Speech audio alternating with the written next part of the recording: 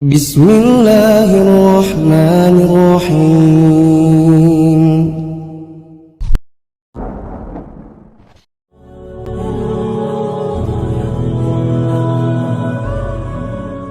Mengendalikan dirinya dari 4 hal. 1. Indar rohbah, ketika punya keinginan. Ketika punya keinginan itu enggak mesti keinginan harus dituruti, enggak harus. Yang pertama. Yang kedua, rohbah, menahan diri dari rasa takut.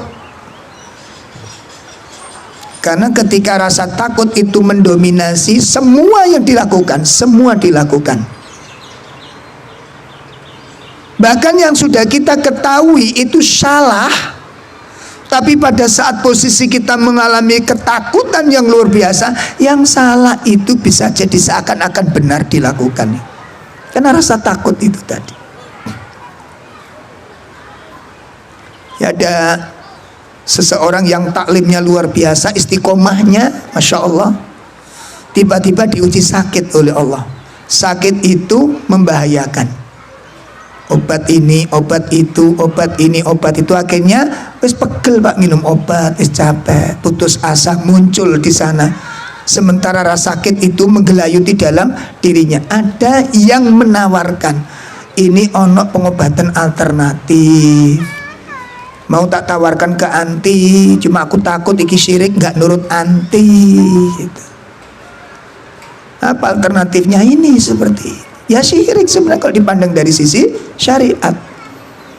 Karena rasa takutnya dengan kematian itu sangat tinggi, maka perkara yang sudah jelas-jelas mengandung kesyirikan pun diterjang karena rasa takut yang lebih kuat di dalam hatinya.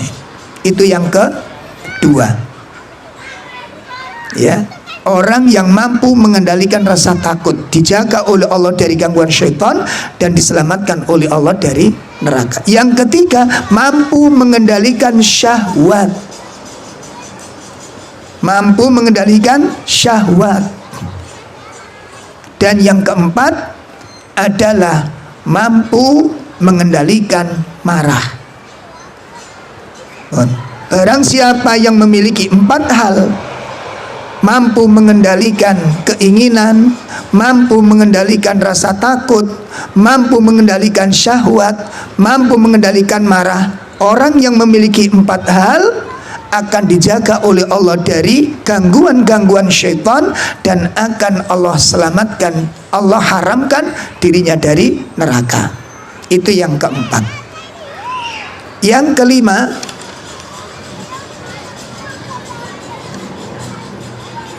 dan ini yang dikatakan puncak bahaya dari marah itu. Qala Imam Ibnu Rajab, berkata Imam Ibnu Rajab, berkata Al-Imam Ibnu Rajab,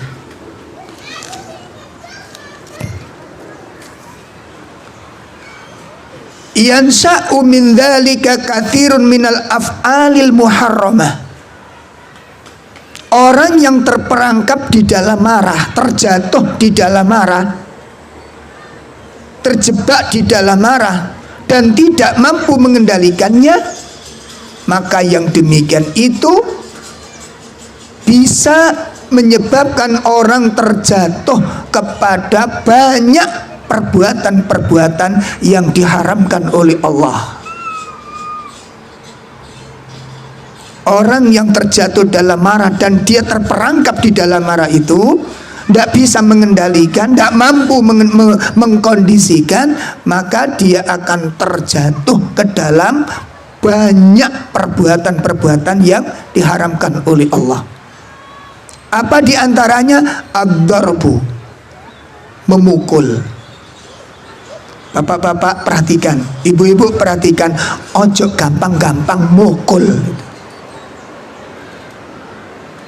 Buruk itu. Ya.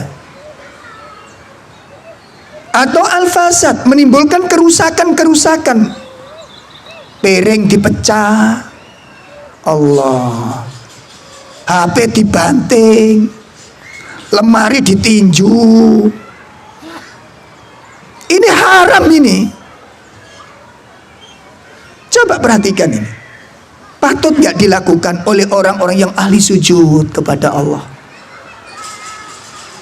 Layak mboten, Mbak? Layak nggak dilakukan oleh orang-orang yang ahlul ibadah, tekun menjaga sholat jamaahnya? Sementara di setiap akhir wudhu kita selalu berdoa, Allahumma ja'alni minat tawwabina wa ja'alni minal mutatahhirin. Pantas nggak ini? Sampai ada ibu-ibu, Ustadz, apa yang harus saya lakukan? Suami ini sakit, sudah komplikasi. Nek dilingno nggak kena, Ustadz, nggak boleh makan ini, sampai makan di rumah itu tak ringkesi, tak kasihkan ponaannya. Ternyata dia keluar beli sendiri, Ustadz. Setelah itu kalau marah itu nggak terkenal, piring itu pecah semua, Ustadz. Gimana menurut Ustadz? Samin tuh kok piring teko karet ya, Bu. Nak dibantung cek mendal kena batu ini. Ini perbuatan apa ini? Atau membuang makanan? Gak suka buang. Teh ditumplak di piring. Iku sifatnya sopo ngono kuwi.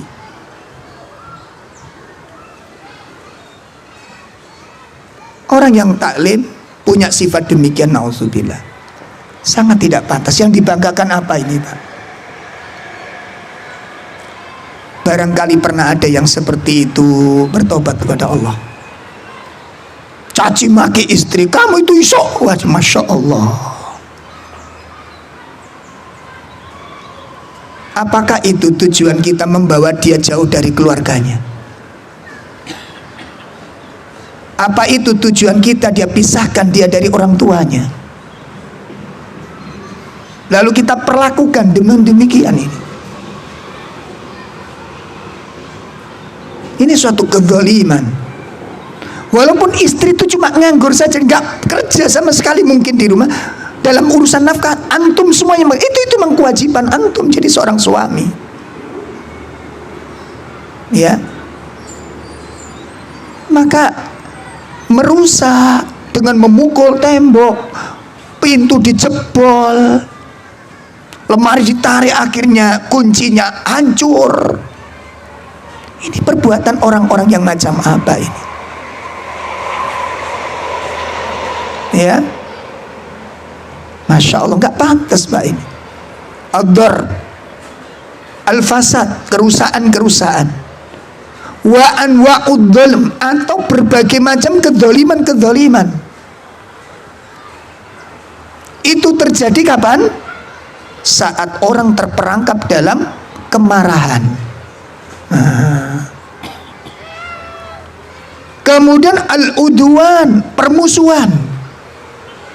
Apa ini dihalalkan oleh Allah, diperintahkan oleh Allah, disyariatkan oleh Allah, tapi itu terjadi karena kemarahan,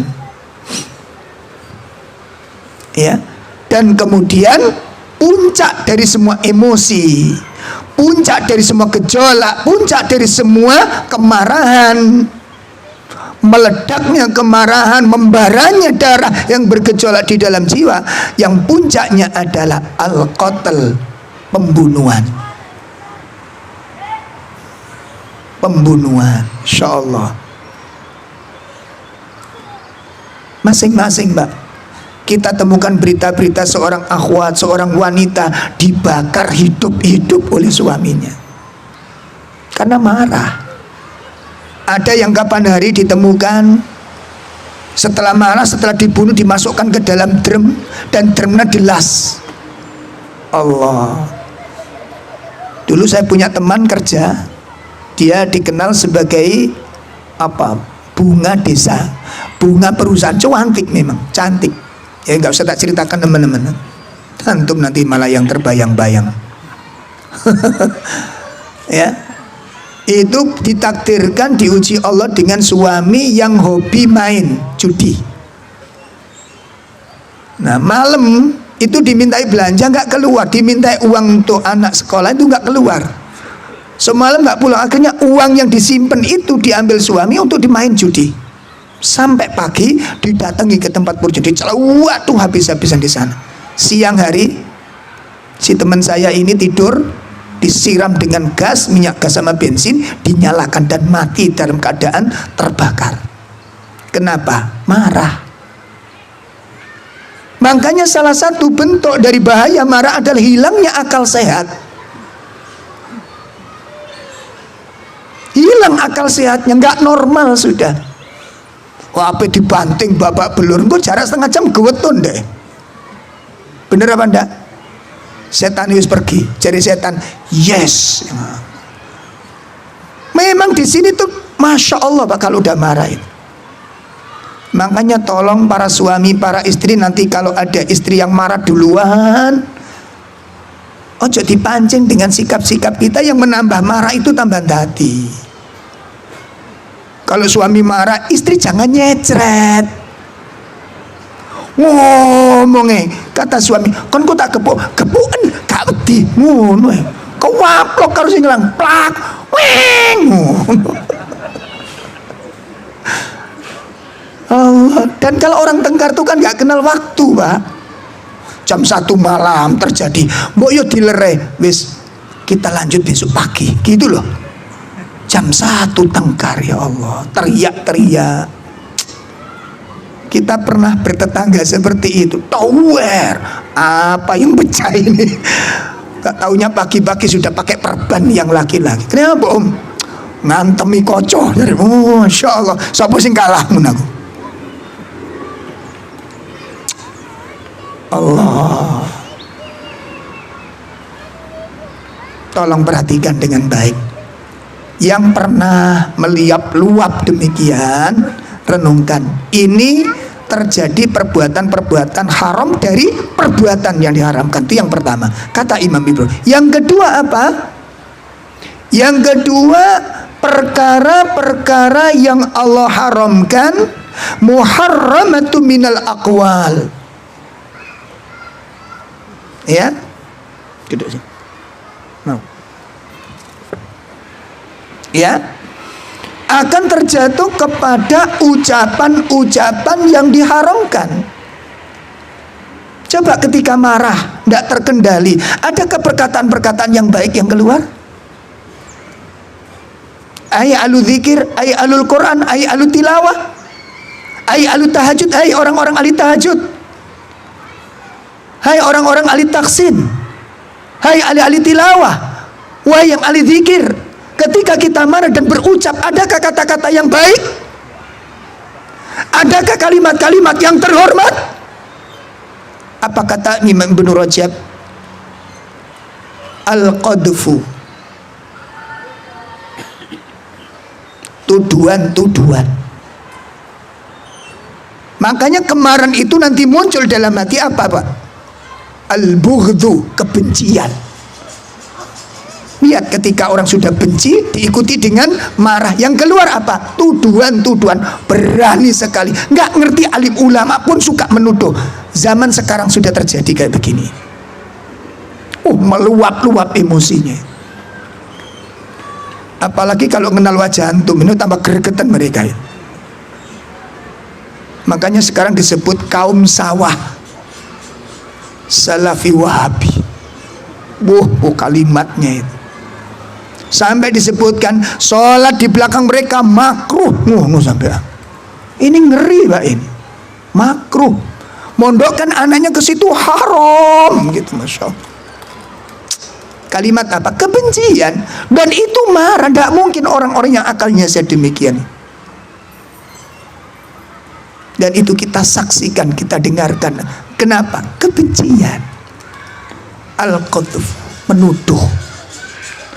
Tuduhan-tuduhan yang luar biasa. Wasabbu, mencaci. Mencaci, cacian-cacian keluar. Allah Subhanahu wa ta'ala sudah mengingatkan kita. Ayatnya begitu mudah kita baca. Allah katakan, wailul likulli humazatil lumazah. Silakan dibaca surat apa? Al-Humazah. Ayat berapa? Saya dengar ya Om. Ayat pertama, wailul likulli humazatil lumazah. Apa artinya di situ? Silakan dibaca. Celakalah bagi setiap pengumpat dan penjelas. Nah, celakalah bagi setiap pengumpat dan pencelah. Apa bedanya lumazah dengan humazah? Bedanya apa, Pak? Jelas loh, kelihatan jelas. Kalau lumazah itu pakai lam, pakai humazah pakai ha. Nah itu Ustadz sing gare ngamuk ya itu Ustadz. Itu Allah kan sudah ingatkan, wailun, celaka. Berarti ini termasuk dosa besar. Kalimat inilah yang kemudian menjadi penutup syukurnya seseorang. Kalimat mencela bisa menjadi orang terjatuh ke dalam kufur. Lihat ketika istri marah kepada suami dengan kekecewaan, aku urip ambek sampean mas gak tau ono enake. Padahal anake limo. Wis mbuh terserah. Gak ono enake. Benarkah demikian? Hari-harimu penuh tangisan. Engkau terlantar, engkau tersakiti setiap hari, engkau tidak pernah tersenyum, engkau tidak pernah tidur pulas, engkau tidak pernah kenyang. Betul hidupmu seperti itu, ayuhal umat.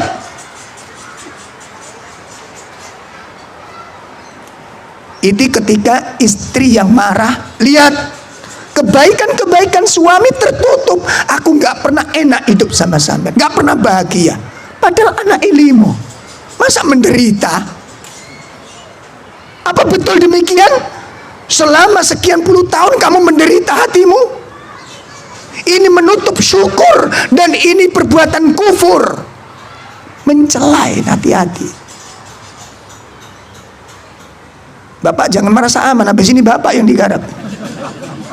Wahai para suami, keluar kata-kata komriken de omala opo ibu. Iso opo kon dadi wong wedok? Ayo al ikhwah. Ini keluar kalimat ini.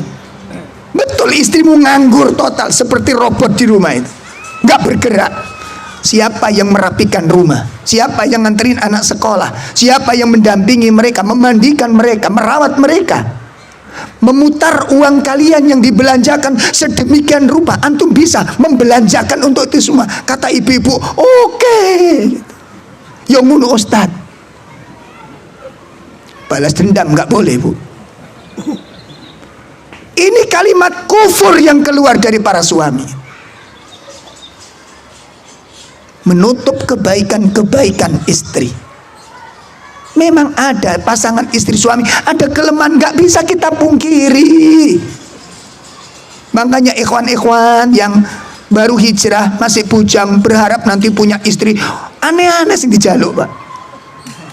Ustaz mohon Ustaz carikan akhwat yang lembut, yang sabar, yang hafal Quran kalau bisa Ustaz.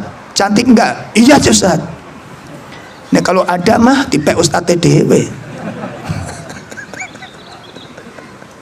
Nek ono sing ngono lapo dikene sampean. Ojo ndolek sing muluk-muluk mas. Kamu akan dapat seperti karaktermu, ngerti enggak? Kamu akan diberi oleh Allah seperti karaktermu. Bagaimana karakter kita ini? Saya ingin melihat seorang wanita yang sabarnya seperti Sumayyah. Masya Allah. Lah kamu kayak Abu Hurairah. Ojo muluk-muluk, ojo muluk-muluk. Wis sing soleh. Ustaz, ya, carikan wanita-wanita yang ya menurut syariat baiklah. Itu. Enggak usah muluk-muluk. Yang pas. Sing remaja ono enggak iki? Tak kandani iki takokno samping kanan wis nikah, takokno. Gimana rasanya menikah, Mas? Mas koyok kopi kan kula nih, Mas. Rumah tangga itu full yang namanya ujian. Rumah tangga itu ujian. Antum lapangkan hati, minta tolong kepada Allah, istikharah sing bener. Ojo kepincut wajah, tak ilingno. Ini khusus yang remaja, yang sudah nggak usah mikirin. Antum mikir apa kata ini? Antum mikir istri antum tambah sumpek. Bapak ngomong itu nggak terus gak budal-budal. Setiap ngomong ayo tanya, ini anak yang keberapa mas? Yang kelima. Istri yang keberapa? Kok iyo itu mulai tahun gak enak pingin takon ngono. Sampai saya ya pancet istiqomah. Katanya budal gak wani wong dekono ulek wis disiapno. Ayo budal tak ulek. Maka saya ingatkan, yang namanya poligami itu bukan persoalan mudah. Ada yang sharing ke saya, Ustadz, boleh nggak nikah siri tanpa memberitahu istri? Kowe ndolek perkara apa ngono? Kowe kate ndolek perkara apa? Ojo macem-macem. Antum yang sudah antum siapkan apa untuk poligami? Ya? Bagi para pecinta poligami silahkan direnungkan ini. Wis poli pantai sih ae. Nek durung siap ulek-ulek mencolot mas, gak usah mas. Mumpung durung ono eros terbang, ono sudil meluncur, sojok sih. Itu terjadi di rumah tangga Rasul Sallallahu Alaihi Wasallam. Makanya Ustaz tahun kalau ada orang mau nikah itu pikirin sing mateng. Aku gak ngandoli, pikirin sing mateng. Nek aku ojo sih. Ustaz tahun itu begitu, selalu begitu. Bu, ojo sepakat sih omonganku ini. Kata ibu-ibu, oke sip. Loh bener pak, kita nangani beberapa kasus ini sudah ilmunya sudah matang yang sudah nikah nih. Kitab gondol apalagi kitab gondrong ngewes pisan. Sudah penyampai, sudah nanti ujiannya berat rumah tangga. Dan nanti ketika ada konflik nggak boleh gampang kamu kalau gitu tak ceraikan, nggak boleh itu. Antum harus bekerja bagaimana ini tidak bisa terjadi perceraian. Walaupun istri yang pertama mengatakan wis abot kono abot kene, abot kabeh, abot kabeh iki. Gara-gara omongmu tambah abot iki ngono. Ada ekon-ekon yang ekonominya sudah mantep sudah, mapan sudah muntah-muntah ekonominya, marat-marit ketika siap mentalnya itu. Walaupun awal itu ada kesepakatan, aku gak sampean belanja nih gak apa-apa, pret. Itu hari pertama mas. Makanya urusan riba-riba itu kan sponsornya api-api toh. DP bukan nakut-nakuti antum, bukan nakut-nakut. Enggak, silakan. Kalau memang antum sudah nekat kebelet banget, silakan. Enggak masalah, dibolehkan. Cuma masalahnya sudah siap dengan konfliknya. Karena kasus-kasus yang ada tiba-tiba dicat, lo yang sana gimana? Sudah saya cerai Ustaz. Wong gak kuat. Lo ini gimana kok gampang-gampang cerai begini? Gak boleh, itu yang berat oleh ustaz-ustaz sepuh itu. Kita itu kan kadang-kadang bonek saja kita ini. Alasannya untuk menolong Ustaz di anak yatim. Antum menolong anak yatim atau bapak anak yatim atau ibunya anak yatim?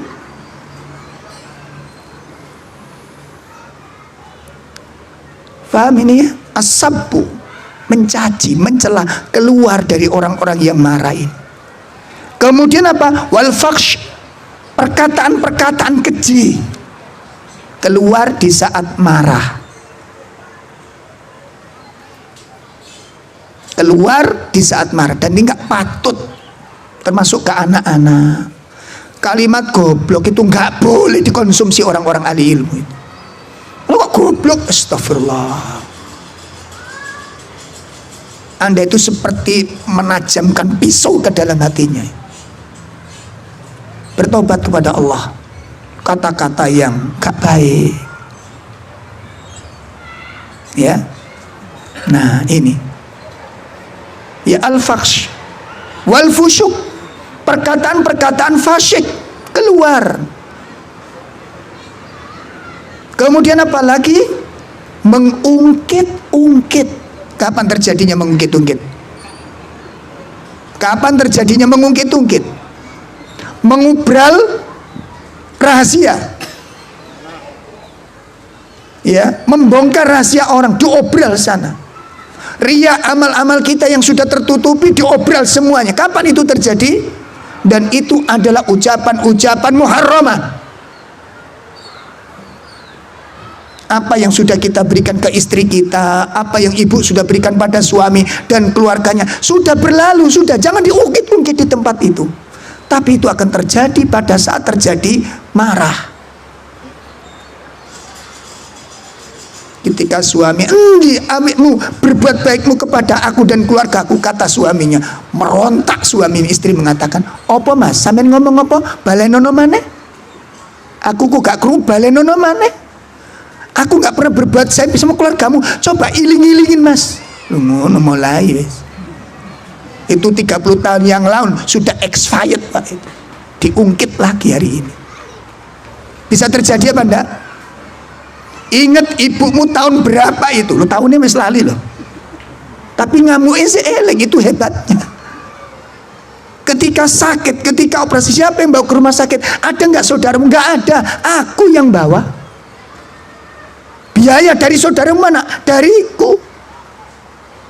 Kontrol tiap hari, siapa yang perlu? Nggak ada. Aku tiap hari sampai ibu selesai. Terus adikmu yang bangun rumah, adikmu yang begini, itu aku yang bangun. Pernah tak aku ngomong? Kan ada mobil jamaah mau keluar. Perjalanan.